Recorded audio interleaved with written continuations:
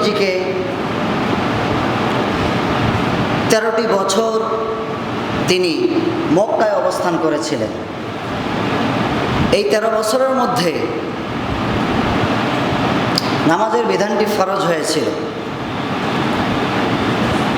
আল্লাহর নবী কাবার চত্বরে আশেপাশে গিয়ে যদি নামাজে দাঁড়ান, কাফের মুশরিকরা বিশ্বনবীজিকে কষ্ট দেয়, সঠিকভাবে নামাজ আদায় করতে দেয় না। তথা এমনও দিন গেছে যে আমার প্রিয় নবীজির গায়ের উপরে উটের নারী ভুঁড়ি এগুলো তার গায়ের উপরে চাপিয়ে দেওয়া হতো। আমার নবীজি একবার চিন্তা করলেন যে আমার দিল চায়, আমার মনটা চায় এই কাবা ঘরের ভিতরে আমি ঢুকে আমি আল্লাহ তাআলাকে প্রাণ ভরে সেজদা দিব। কিন্তু কাবার চাবি প্রিয় রসুলের কাছে নাই, কাবার চাবি আছে হলো উসমান বিন তালহার কাছে। আমার নবীজি কুরাইশ বংশের, তিনি জন্মগ্রহণ করেছেন আব্দে মানাফ গোত্রের, তিনি বংশের লোক। তিনি খফর প্রদর্শন করলেন না, চলে গেলেন ওসমান বিন তালহার কাছে। ওসমান বিন তালহার কাছে গিয়ে ডাক দিয়ে বলেন, ওসমান,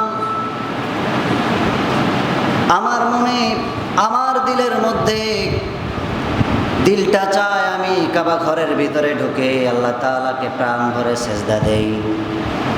আমি কাবা ঘরের বাইরে সেজদা দিতে নিয়ে অসংখ্যবার কাফিররা আমাকে আক্রমণ করেছে, অসংখ্যবার আমাকে আমার পিঠির উপরে নারী ভুঁড়ি তারা চাপিয়ে দিয়েছে। আমি শ্বাসবন্ধ হয়ে মরার উপক্রম হয়েছিলাম।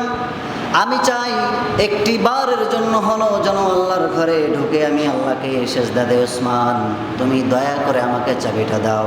আমি আল্লাহর ঘরে ঢুকে আল্লাহ তাআলাকে সেজদা দেওয়ার পর তোমাকে ওয়াদা দিলাম ওসমান বিন তালহা, আমি সেখান থেকে বের হওয়ার সঙ্গে সঙ্গে চাবিটা তোমার হাতে উঠায়া দিব। এইভাবে করে বললেন। ওসমান বিন তালহা ডাক দিয়ে বলেন, বামন হয়ে চাঁদের দিকে হাত বাড়িয়েছো মোহাম্মদ, তুমি তো জানো না এমন গরিব ঘরের সন্তান তুমি। আবু তালিবের ঘরের মধ্যে যদি, চুলার মধ্যে যদি আগুন জ্বলে তাহলে পেটে খাবার যায়, না হলে তোমার পেটের মধ্যে খাবার যায় না। কি হিসেবে তুমি এই ঘরের মধ্যে ঢুকতে চাও? আমার নবীজিকে যখন এইভাবে বললেন, নবীজি কষ্ট হলেন। তিনি ভারাক্রান্ত হৃদয় নিয়ে ওসমান বিন তালহাকে ডাক দিয়ে বলেন, ওসমান বিন তালহা, শোনো, তুমি আজকে আমাকে চাবি দিতে যাচ্ছ না। যদি কোনোদিন আল্লাহ তাআলা আমাকে মক্কা নগরীর রাষ্ট্রপ্রধান বানিয়ে দেন তাহলে কি চাবিটা তুমি আমাকে দিবা না? ওসমান ডাক দিয়ে বলে, মোহাম্মদ রে, এত বড় সাত কিভাবে করো? তাও আবার আমার সামনে দাঁড়িয়ে তুমি এই রাষ্ট্রের প্রেসিডেন্ট হওয়ার মতো দুঃসাহস তুমি দেখাও। যখন এইভাবে বলার সঙ্গে সঙ্গে আমার নবীজিকে ধাক্কা মারলেন ওসমান বিন তালহা। প্রিয় নবীজিকে চিনতে পারেন নাই। আমার নবীজি মুখ থুবড়ে জমিনের মধ্যে পড়ে গেলেন। আর সেখান থেকে আমার নবীজি ওসমানকে কিছুই বললেন না, চলে গেলেন। চলে যাওয়ার কিছুদিন যেতে না যেতে 8টি বছর পার হয়নি। 8টি বছর পর আমার নবীজি মক্কা বিজয় করলেন। মক্কা বিজয় করার পর আমার নবীজি সাহাবীদেরকে ডাক দিয়ে বলেন, সাহাবীরা পানি দাও, আমি গোসল করব, কাবা ঘরের মধ্যে আমার ঢোকা লাগবে। কাবার ভিতরে ঢুকবো, কিন্তু কাবার চাবি তো কার কাছে? ওসমান বিন তালহার কাছে। আমার নবীজি তার জামাতা আলী রাদিয়াল্লাহু তাআলা আনহুকে ডাক দিয়ে বলেন, আলী, ওসমান বিন তালহা কোথায় দেখো? ওসমান বিন তালহার কাছ থেকে তুমি চাবিটি নিয়ে আসো, আমি কাবা ঘরের মধ্যে ঢুকতে চাই।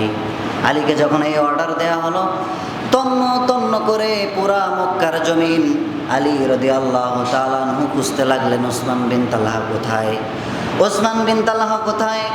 হন্য হন্য হয়ে খুঁজে ওসমান বিন তালহাকে কোথাও খুঁজে পাওয়া যাচ্ছে না।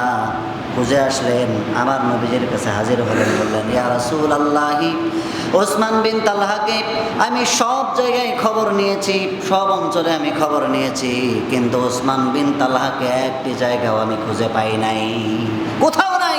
ওসমান বিন তালহা ভেবেছে আজকে মোহাম্মদ যেই কথাটি বলেছিল, মোহাম্মদ তো আজকে মক্কায় ফিরে এসেছে, সে তার মৃত্যুর প্রহর গুনতেছে, না জানি কখন আমার ধর থেকে, আমার বডি থেকে মস্তকটা অবনত হয়ে যায়, মস্তকটা পড়ে যায়। তার কারণ আমি যেই বেয়াদবি মুহাম্মদের সামনে করেছি, আমার মস্তকটা আমার দেহের মধ্যে থাকার কথা নয়। কথা বলুন ঠিক কিনা?